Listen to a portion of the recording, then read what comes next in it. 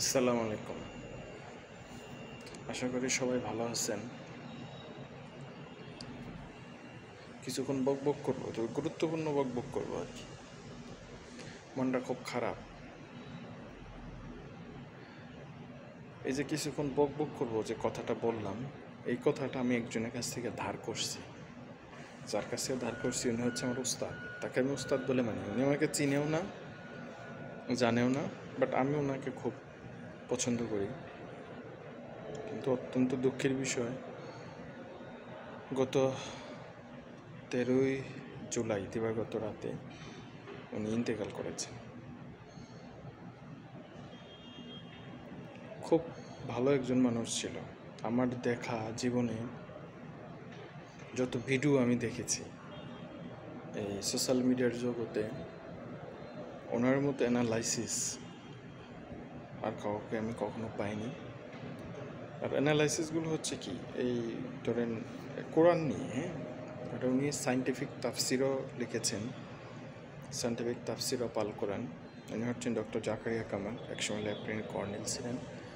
দীর্ঘ 30 বছর ওনার গবেষণা পরে উনি কোরআন লিখেছেন। যাই হোক, সবচেয়ে দুঃখের বিষয় হচ্ছে যে আমি বিষয়টা জানতে পারছি প্রায় 1 সপ্তাহ পরে।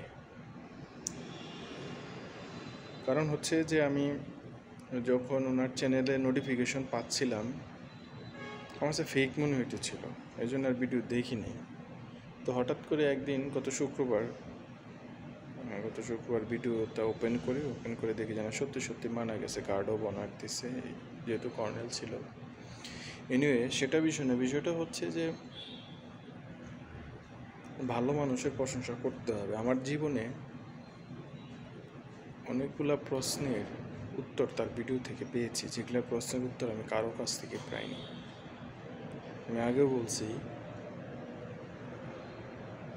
আমি এমন একটা ফ্যামিলি থেকে বড় হয়েছি, পুরোটাই হচ্ছে কি আপনার এই তরিকপন্থী আর কি, মাহফুজ জগতে। তাদের কাছে প্রশ্ন করলে এই উত্তরগুলো তারা যেভাবে দিত, ওটা I am not satisfied on that answer. কিন্তু সেটার পুঙ্খানুপুঙ্খানুভাবে সঠিক অ্যান্সার আমি ওনার ভিডিও থেকে পেয়েছি। সায়েন্টিফিক তাফসির, যিনি মারা গেলেন, এই জন্য ওনাকে উস্তাদ বলে মানি আর কি।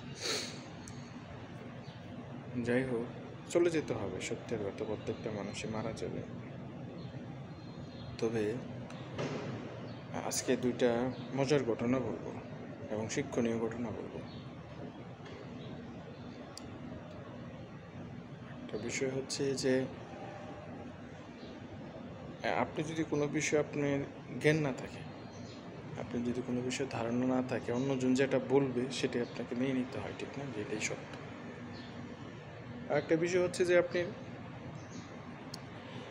অন্ধ লোক, মনে করেন অন্ধ লোক, ধরেন সে তার চোখে দেখে না, এখন যেটা বলবে মানুষ সেটাই সে বিশ্বাস করবে। তো অন্ধ লোক রাস্তাতে যাচ্ছিল, তো পাশের একজন লোক গাভীর দুধ উনি বাজার বিক্রি করতে নিয়ে যেতেছিল। যেহেতু অন্ধ লোক, উনি তো বাজে না, তো ওনাদের কিন্তু আবার শ্রবণ শক্তি খুব স্ট্রং। হ্যাঁ, তো বলতেছিল কে যাচ্ছেন, বলছে যে আমি অমক, হয়তো পরিচিত, বলছে আমি অমক। তো বলছে যে কই যাও, বলছে যে বাজারে যাই। কি নিয়ে যাও? বলছে দুধ নিয়ে যাই।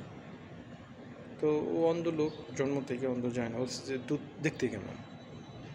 তো ওই লোকটা বলছে যে দুধ দেখতে হচ্ছে সাদা। যে সাদা কেমন? যে দুধ দেখতে বগের মতো সাদা। সে আর বলছে বগ কেমন? সে বলছে যে যে বগ হচ্ছে যে ইয়ের মতো, কাশির মতো।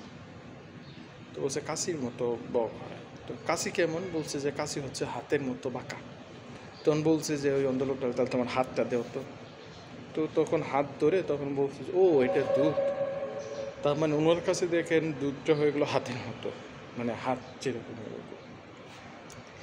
মানে বিষয়টা হচ্ছে যে আপনি মানে এটাই আমি বুঝলাম যে আপনার বিষয়ে যদি কোনো বিষয় যদি সূক্ষ্ম জ্ঞান না থাকে, যখন আপনার কাছে টপ হয়েছে যে উপস্থাপনা করো, আপনার কাছে ওই যে দুধ দেখতে হাতের মতো হয়ে যাবে আর কি।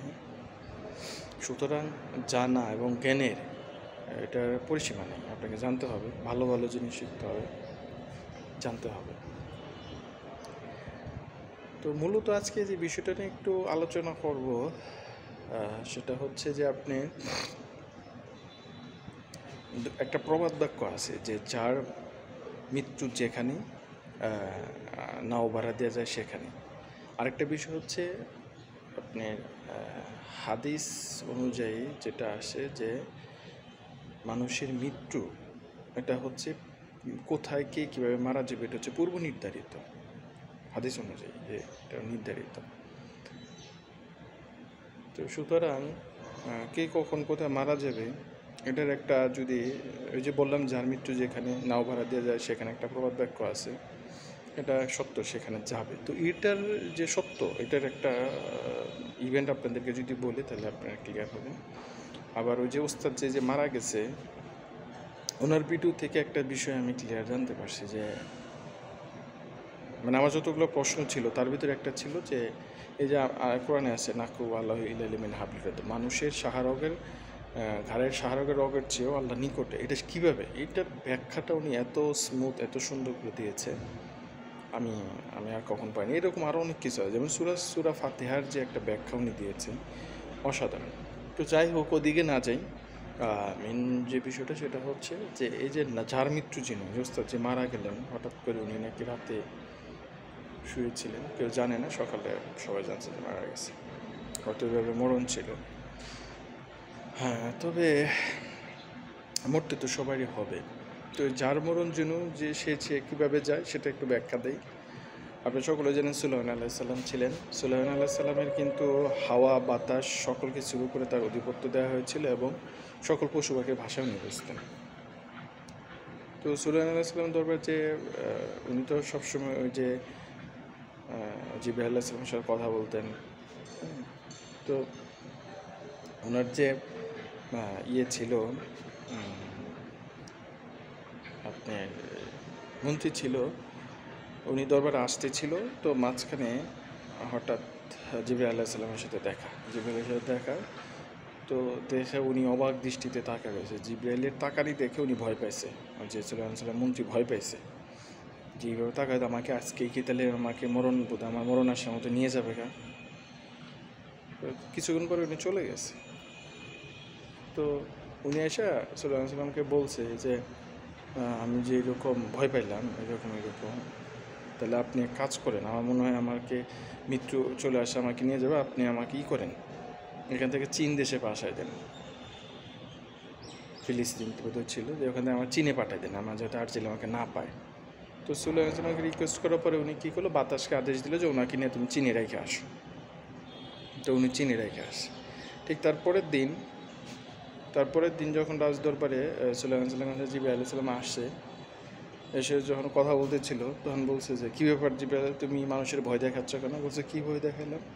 যে বলছে কালকে তুমি যেমন মন্ত্রীর এরকম ভয় দেখাইছো, সে তো সে তো চীনে চলে গেছে। ভয় দেখাইছিলাম না, আসলে আমি অবাক হয়েছিলাম। কেন অবাক হয়েছিলেন? যে বলে যে আমার কাছে আল্লাহ নির্দেশ দিছে যে ওনাকে চিনি থেকে মারতে হবে, মানে চিনি থেকে ওনার জান কবজ করতে হবে। তো আমি এই জন্য অবাক হয়েছি যে উনি এখান থেকে চীনে যাবে কীভাবে এত তাড়াতাড়ি, ওনাকে তো আমাকে চিনি থেকে কবজ করতে বলছে। তো কালকে তো আমি ওনাকে চিনি থেকে জান কবজ করে নিয়ে আসছি। তো ঘটনাটা দেখেন যে ওনার ভয়ে উনি বেঁচে থাকার জন্য গেছে চীনে, আর জিবরাইল আলাইহিস সালাম মূলত ওখানে ওই চিনি যেই পাইছে, তাহলে ওখানে মরণ ছিল বিদায় ওখানে যে আর কি তাকে জান কবজ করতে পারছে। তো এই হলো বিষয় যে যখন আপনি যেখানে মৃত্যু হবে সেখানে আপনি যাবেন এবং যাওয়াটাই স্বাভাবিক, এটা হচ্ছে পূর্ব নির্ধারিত। মানুষের হায়াত মৌত রিজিক ধন দৌলত, হ্যাঁ, তবে চেষ্টা থাকতে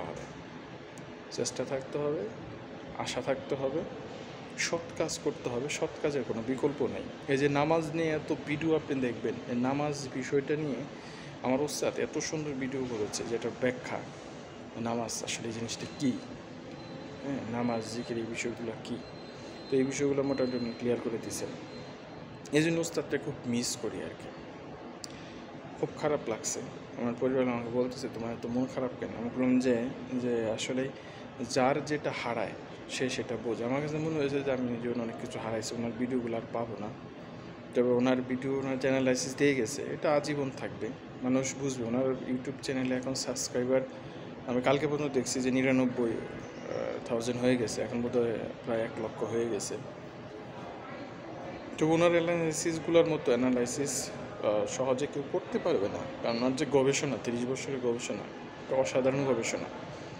এটা চাইলে কি সবাই কোরআন নিয়ে এরকম পয়েন্ট টু পয়েন্ট ডিসকাশন করে এই একদম সাইন্টিফিকভাবে দেখাই দেওয়া কোরআন সম্বন্ধে ওনার যে ধারণা, এই ধরেন আপনি ভৌগোলিক, হ্যাঁ, সব বিষয় জ্ঞান থাকতে হয়, জিওগ্রাফিক্যাল, তাদের ওয়ার এবং প্রিডিকশন, কোরআন হাদিস সব বিষয় জ্ঞান থাকতে হয়।